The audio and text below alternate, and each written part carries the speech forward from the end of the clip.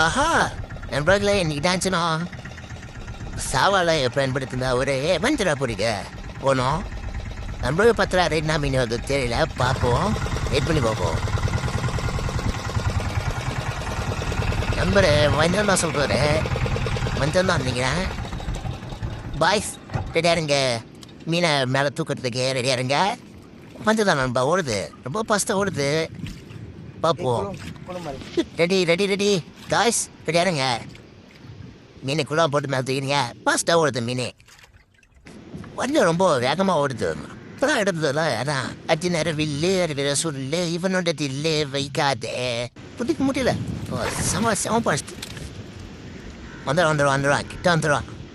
கைஸ்டில் கிட்ட தூக்கி போடுற அந்த மீனை ரொம்ப துடு ஆளு. நண்பா நேக்கா பத்துப்பா நேக்கா பத்து.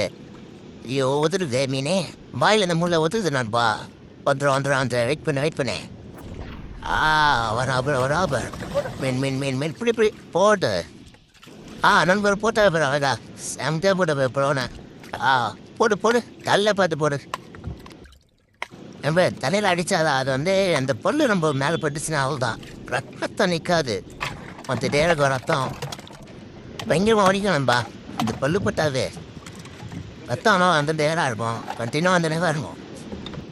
சைஸ் தான் 5 கிலோ சைஸ் வர நினைக்கிறேன். டீ காட்டுப்பா, நண்பருக்கு ஒரு பிஜிஎம் போட்டுப்பா.